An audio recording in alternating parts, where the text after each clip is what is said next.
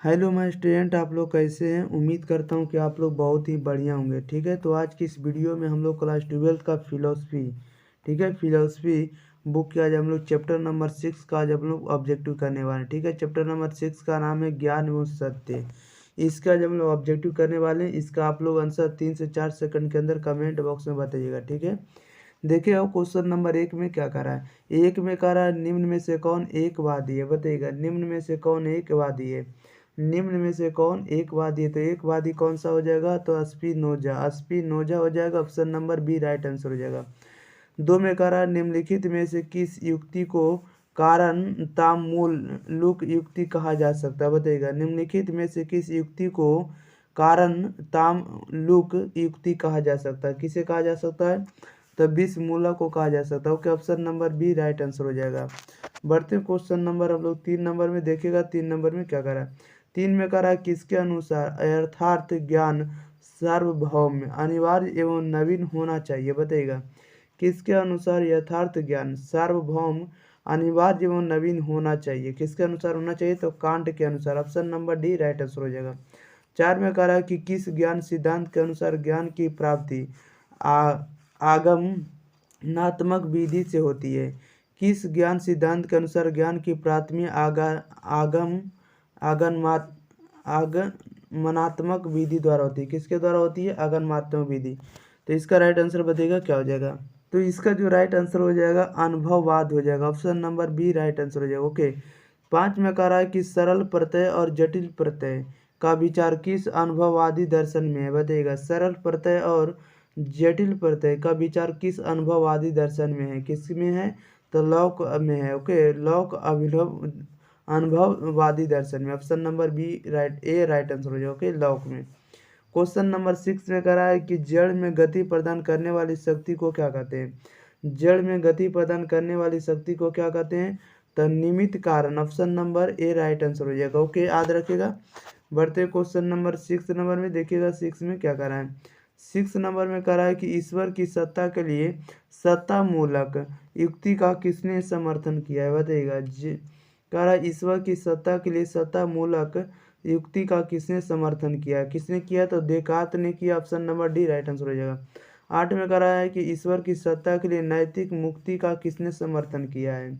ईश्वर की सत्ता के लिए नैतिक मुक्ति का समर्थन किसने किया है, तो ये कांट ने किया। Option number A right answer हो जाएगा। ओके, याद रखेगा। बढ़ते क्वेश्चन नंबर हम लोग 9 नंबर में। 9 नंबर में कह रहा है कि सर्वेश्वरवाद के समर्थन कौन है, बताइएगा। सर्वेश्वरवाद के समर्थन कौन है, तो स्पिनोजा है। Option number C right answer हो जाएगा। 10 में कह रहा है निम्न में से किस युक्ति का कहना है कि ईश्वर का अस्तित्व ईश्वर के विचार से अनिवार्यता फलित होता है, बताइएगा। निम्न में से किस युक्ति का कहना है कि ईश्वर का अस्तित्व ईश्वर के विचार से अनिवार्यता फलित होता है, तो यह ऑप्शन नंबर सी हो जाएगा। ठीक है, राइट आंसर तात्विक युक्ति द्वारा। क्वेश्चन नंबर 11 में कह रहा है कि कांट के अनुसार ज्ञान का स्रोत क्या है। कांट के अनुसार ज्ञान का स्रोत क्या है, तो अनुभव और बुद्धि है। Okay, option number C right answer हो जाएगा। ए और बी दोनों, ठीक है, याद रखिएगा। क्वेश्चन नंबर 12 में देखिएगा क्या कह रहा है। क्वेश्चन नंबर 12 में कह रहा है कि किस बुद्धिवादी दार्शनिक के अनुसार द्रव्य स्वतंत्र निरपेक्ष विलक्षण और सार्वभौम्य, बताइएगा। कह रहा है कि किस बुद्धिवादी दार्शनिक के अनुसार द्रव्य स्वतंत्र निरपेक्ष विलक्षण और सार्वभौम्य, तो देकार्त के अनुसार option number A right answer हो जाएगा। 13 में कह रहा विचार और विस्तार को ईश्वर का गुण किसने माना है, बताइएगा। कह रहा विचार और विस्तार को ईश्वर का गुण किसने माना है, किसने माना है, तो स्पिनोजा ने माना। Option number A right answer हो जाएगा। ओके, याद रखिएगा। बढ़ते हैं क्वेश्चन नंबर हम लोग सीधे 14 नंबर में।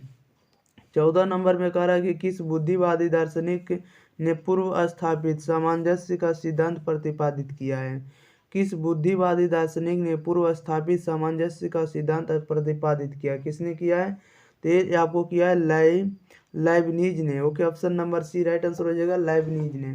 क्वेश्चन नंबर 15 में कह रहा है कि जन्मजात प्रत्ययों की विचार का खंडन किस अनुभववादी दार्शनिक ने किया है, बताइएगा। जन्मजात प्रत्ययों के विचार का खंडन किस अनुभववादी दार्शनिक ने किया है, तो ये जो किया लॉक ने किया। Option number A right answer हो जाएगा। बढ़ते हैं क्वेश्चन नंबर 16 नंबर में देखिएगा। 16 नंबर में क्या करा है। 16 में कह रहा है कि किस दार्शनिक ने कहा है कि सरल प्रत्ययों के निर्माण में हमारी बुद्धि निष्क्रिय रहती है, बताइएगा। किस दार्शनिक ने कहा है कि सरल प्रत्ययों के निर्माण में हमारी बुद्धि निष्क्रिय रहती है, किसके कारण रहती है? तस्फी नोजा ने कहा। Option number A right answer हो जाएगा। 17 में कह रहा है किस अनुभववादी ने जड़ पदार्थ का पूर्णतः निषेध किया और आध्यात्मकवाद की स्थापना की, बताइएगा किसने किया है? एक किया बर्कले ने। Option number B right answer हो जाएगा, बर्कले। ओके, याद रखिएगा। बढ़ते हैं क्वेश्चन नंबर 18 नंबर में। 18 में कह रहा किसने कहा कि होना तथा प्रत्यक्ष दोनों एक है, बताइएगा किसने कहा कि होना तथा प्रत्यक्ष दोनों एक ही है? कौन कहा? तो बर्कले ने कहा। Option number C right answer हो जाएगा। बढ़ते हैं क्वेश्चन नंबर 19 नंबर में। देखिएगा 19 में क्या कर रहा है। क्वेश्चन नंबर 19 में कह रहा है किसने संस्कारों को प्राथमिक तथा प्रत्ययों को गौण माना है, बताइएगा किसने संस्कारों को प्राथमिक तथा प्रत्ययों को गौण माना है? किसने माना है? कह रहा है किसने संस्कारों को प्राथमिक और प्रत्ययों को गौण माना है? किसने माना है?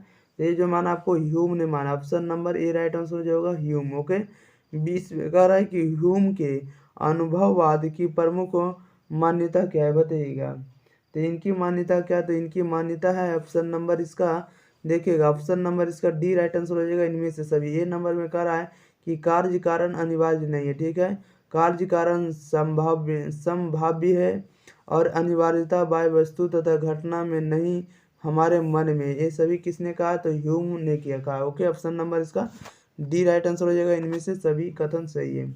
क्वेश्चन नंबर 21 में कह रहा है कि किसने कहा कि बुद्धिवाद का अंत अंधविश्वास में तथा अनुभववाद का अंत संशयवाद में होता है, बताइएगा किसने कहा कि बुद्धिवाद का अंत अंधविश्वास में तथा अनुभववाद का अंत संशयवाद में होता है? किसने कहा? तो कांट ने कहा। Option number D right answer हो जाएगा। 22 में कह रहा है कि ज्ञान के साधन के संबंध में बुद्धिवादियों की प्रमुख मान्यता क्या है, बताइएगा। कह रहा है ज्ञान के साधन के संबंध में बुद्धिवादियों की प्रमुख मान्यता क्या है? तो जन्मजात प्रत्यय, ठीक है, option number C right answer हो जाएगा, जन्मजात प्रत्यय। क्वेश्चन नंबर बढ़ते हैं 23 नंबर में।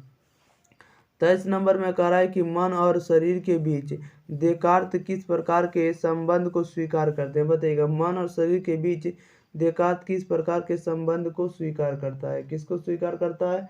ये करता है आपको अंतर क्रियावाद को। Option number B right answer हो जाएगा, अंतर क्रियावाद। 24 में कह रहा है बुद्धिवादियों के अनुसार ज्ञान का स्वरूप क्या है, बताइएगा। बुद्धिवादियों के अनुसार ज्ञान का स्वरूप क्या है? तो इनमें ज्ञान का स्वरूप जो है आपका सार्वभौम्य है, निश्चित और अनिवार्य है, इसलिए इसका राइट आंसर डी हो जाएगा, इनमें से सभी। ओके, बढ़ते हैं क्वेश्चन नंबर हम लोग 25 नंबर में। देखिएगा 25 में क्या कर रहा है। 25 में कह रहा है किसने कहा कि दर्शन शास्त्र का ज्ञान भी गणित के ज्ञान की तरह सुस्पष्ट सुभिन्न होनी चाहिए, बताइएगा किसने कहा कि दर्शन शास्त्र का ज्ञान भी गणित के ज्ञान के तरह सुस्पष्ट सुभिन्न होनी चाहिए? किसने कहा?